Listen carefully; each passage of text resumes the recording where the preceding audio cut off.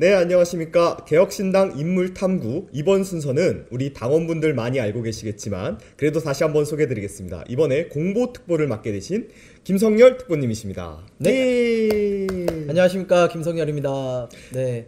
그 전에 이제 제가 직책이 좀 많이 바뀌었어요. 그래서 조직부총장 하다가 조직부총장 하다가 이제 수석대변인 하다가 이번엔 당대표 공보특보로 또 인사드리게 됐습니다. 그래도 사람은 같은 사람이니까 열심히 예쁘게 잘 봐주셨으면 좋겠습니다. 그럼 이제 간단하게 그래도 자기소개를 해주셔야 되는데 네. 이제 맡게 된 공보특보라는 것에 대한 역할과 네. 이것을 어떻게 해나가는 것인지에 대해서 우리 당원 여러분들께 설명해 주신다 생각하시고 간단한 소개 부탁드립니다. 글쎄요. 공보특보라는 거는 말 그대로 특별보좌역입니다. 그러니까 기존에 정해져 있는 것들이 아닌 어떠한 특수한 상황이 벌어졌을 때 이런 거에 대한 서포트 혹은 그런 거에 대한 자문 역할을 할 수 있는 그런 부분에 좀 저한테 역할을 주셨다라는 생각을 하고요. 지금 또 이제 우리 당이 대선이라는 큰 이벤트를 치르게 되는 상황에서 우리가 사실 당세가 그렇게 크지 않다 보니까요. 기존 레거시 미디어를 비롯한 언론들을 좀 이용을 해야 돼요. 그런 상황에서 공보가 매우 중요하거든요. 그러니까 공보 쪽에 제가 그전에 수석대변인 경험도 있고 하니 좀 서포트를 많이 해라 라는 일꾼으로 좀 뽑아주신 게 아닌가. 그래서 열심히 막일을 하도록 하겠습니다. 진짜 저희같이 좀 영세한 당은 이 네. 언론에 알려지는 게 중요하다 보니까 정말 특보님의 역할이 막중하다고 저도 생각을 합니다. 아니 근데 진짜 다행인 거는 사실은 삼석정당 같은 삼석정당인 진보당을 비교해 보시면 금방 아시는데요. 개혁신당의 언론 지분은 사실 의원 수에 비해서 굉장히 큽니다. 여러분 잘 아시다시피 대선 후보도 있고요. 또 천하람 대표도 굉장히 유명한 사람이고 이주영 의원도 잘하고 있고요. 그래서 각각의 의원들이 일당백을 하고 있는데 문제는 그 일당백을 밖에다 알리는 그런 것들이 좀 부족할 수밖에 없어요. 그래서 그런 부분들을 어떻게든 기자분들과의 좋은 네트워킹 또 좋은 내용들을 잘 선별해서 보내줌으로써 많이 알리는 그런 역할을 하도록 하겠습니다. 저희 당이 정말 중요한 역할이라고 생각을 하고요. 네. 아무래도 이제 개혁신당이 새로 창단된 당이다 보니까 이제 합류를 하신 분들이 다 각각 다른 길을 통해서 이제 합류를 하게 되셨어요. 네. 그래서 이제 김성혁 특보께서는 어떻게 개혁신당에 합류하게 되셨는지 이 부분에 대해서 설명해 주시면 감사하겠습니다. 예, 저는 뭐 인생이 맨 땅에 헤딩이라 이번 개혁신당을 창당할 때 당시 벌써 한 2년 전이네요. 2년 전 한 10월에서 11월쯤이었을 거예요. 그때 이준석 대표가 창당을 준비하고 있다라는 이야기를 들었어요. 저도 이제 국회에 몸을 담고 있다 보니까 이 동네에 소문이 좀 있으니까 그래서 수소문을 해서 이 대표를 한번 뵙고 싶다.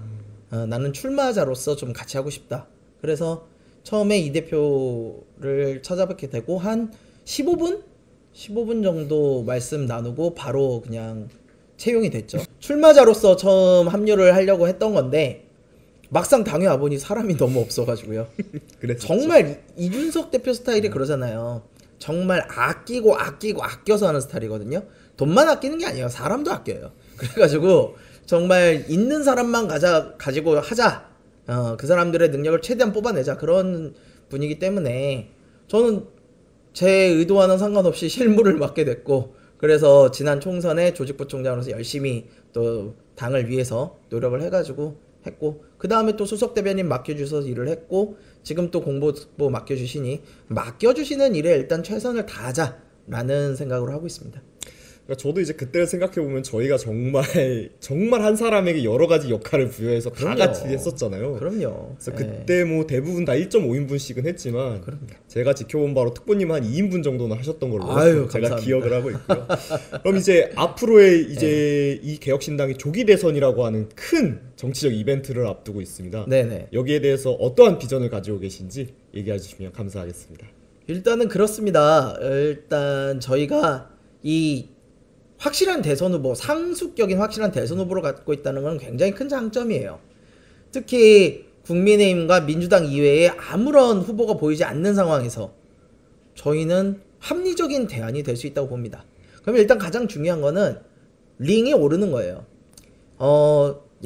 두 선수만 거대 양당만 싸우는 그 판이 아니고 다자구도로 3자구도로 만들 수 있는 이 판에 오르는 것, 그거부터가 시작입니다. 그렇게 해서 이준석이 이재명 그리고 또 다른 국힘 후보 한 명과 함께 셋이서 토론을 하는 자리를 상상을 해보십시오. 그러면 거기서 과연 누가 가장 돋보일까요? 그때부터 저희는 시작입니다. 그래서 그러한 과정을 만들어가고 그렇게 훌륭한 컨텐츠를 잘 팔아 나가는 것, 이게 우리 당에 있는 당직자들이 해야 될 일이고요. 저는 충분히 조기 대선의 가능성이 매우 높다. 저희가 아주 예상보다 더 좋은 결과를 얻을 가능성이 매우 높다, 이렇게 판단하고 있습니다. 어떤 대통령 만드실 수 있다? 아, 그럼요. 그럼요. 맞습니다. 대한민국이 바뀌기 위해서 우리가 더 이상 덜 나쁜 사람을 선택하면 안 돼요. 이재명보다 윤석열이 덜 나쁘니까 윤석열을 찍는다. 윤석열보다 이재명이 덜 나쁘니까 이재명을 찍는다. 이거 더 이상 하면 안 됩니다. 그게 아니라 이재명, 김문수, 이준석이 있다. 이 중에 제일 좋은 사람 뽑아야죠. 이 제일 좋은 최선의 선택. 이걸 할 수 있게끔 하는 게 개혁신당. 그렇게 움직일 것입니다.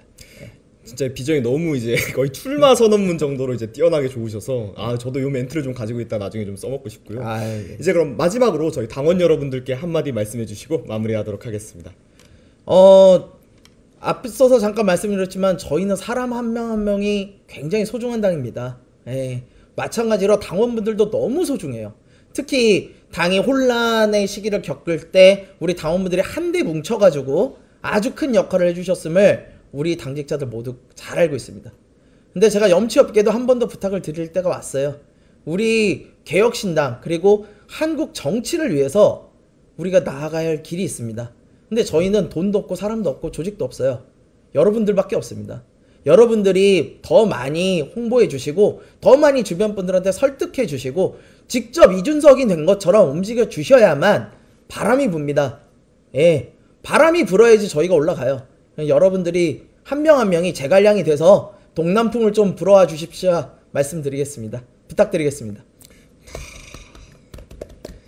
꼭 동남풍을 일으켜 주시기 바랍니다. 그럼 이것으로 개혁신당 인물 탐구 김성열 공보특보편을 마치겠습니다. 감사합니다. 네, 고맙습니다.